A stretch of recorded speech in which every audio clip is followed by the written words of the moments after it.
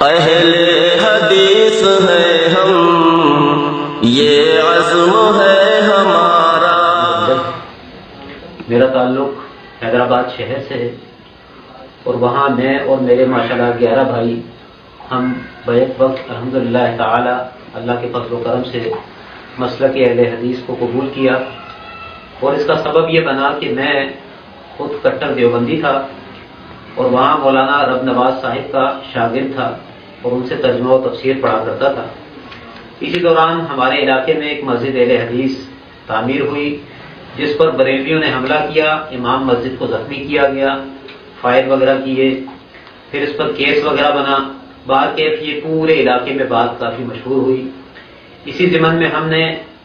اپنے استاد مولانا رب نواز صاحب سے جب رابطہ کرنا چاہا تو وہ چلے پر گئے ہوئے تھے، کیونکہ وہ دیوبندی تھے، تبلیغی جماعت سے ان کا تعلق تھا۔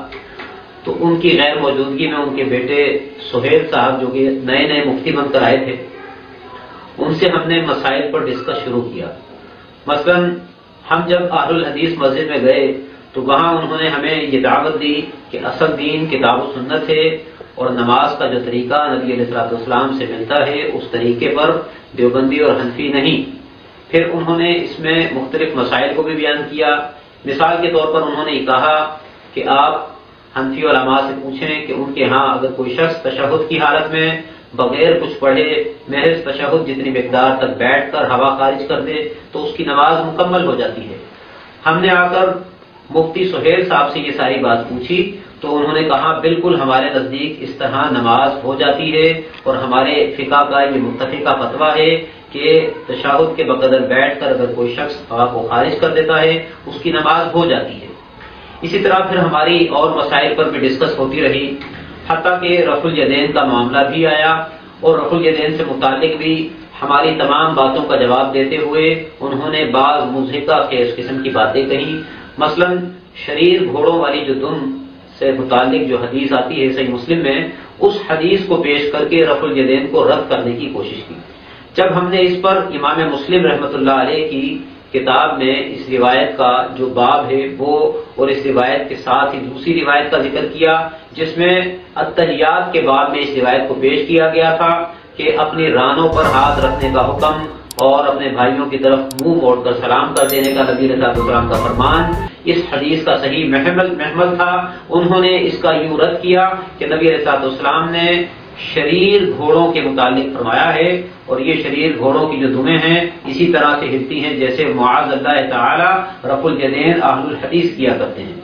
باہرکیف یہ ایک بڑا اور طویل موضوع ہے جس پر اگر یہ کہا جائے کہ ابتدا میں احناف بھی اسی طرح رفع الیدین کرتے ہیں تو اس پر ان کا کوئی جواب نہیں ہوگا۔ اور دوسرا یہ کہ نبی علیہ الصلوۃ والسلام کبھی بھی اپنے ایک ایسے عمل کو جو ان کے بقول پہلے آپ کا عمل تھا بعد میں ترک کر دیا، اپنے ہی عمل کو اس طرح شریر گھوڑوں کی دموں کے مشابہ قرار نہیں دے سکتے۔ ہمارا ایمان یہ بات گوارا نہیں کر سکتا۔ باقی اس ضمن میں ہماری جب گفتگو ان سے چل رہی تھی تو ہم نے اس پر ایک اہل حدیث عالم کا مناظرہ دیکھا، قاضی عبدالرشید صاحب کا، جن کا بریلوی عالم سے مناظرہ تھا، اور انہوں نے دلائل سے ہمیں اس بارے میں مطمئن کر دیا کہ اس سے مراد رکوع جاتا اور اٹھتا جو رفع الیدین وہ نہیں بلکہ سلام کے موقع پر کیا گیا رفع الیدین ہے کہ جس میں ہاتھوں کو شریر گھوڑوں کی طرح مثلا شیعہ جس طرح ہلاتے ہیں۔ تو ہم جب اس عالم کے پاس گئے اور اسے یہی شو کیا کہ ہم دیوبندی ہیں تو اس نے کہا کہ بھئی بات یہ ہے کہ اصل میں یہ جو روایت آپ پیش کر رہے ہیں واقعتاً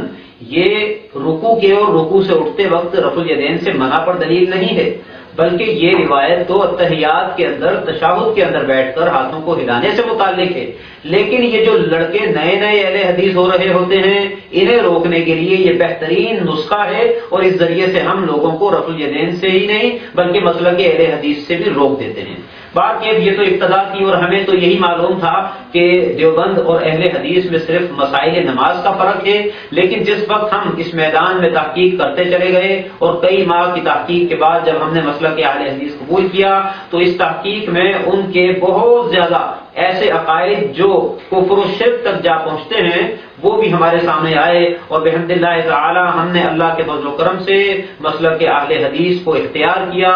اور اس گندے مسلک کو ترک کر دیا کہ جس میں کتاب اللہ اور سنت رسول اللہ صلی اللہ علیہ وسلم کا مذاق اڑایا جاتا ہے، اللہ اور اس کے رسول صلی اللہ علیہ وسلم کی باتوں کا خلاف کیا جاتا ہے، عقائد بھی کتاب و سنت کے مطابق نہیں، مسائل بھی کتاب و سنت کے مطابق نہیں، اللہ کے اسماء اور صفات کے بارے میں بھی وہ عقیدہ نہیں جو عقیدہ محدثین سلف صالحین صحابہ اور تابعین کا تھا، بلکہ ان کے عقائد سب کے سب بدعی ہیں، ان کے مسائل میں کتاب و سنت سے انحراف ہے۔ اللہ تعالیٰ آپ باقی بھائیوں کو بھی کتاب و سنت پر عمل کی توفیق عطا فرمائے، اس لیے کہ کسی مولوی نے ہمیں آ کر قبر میں نہیں بچانا، قبر میں اگر کام آئے گا تو صحیح عقیدہ،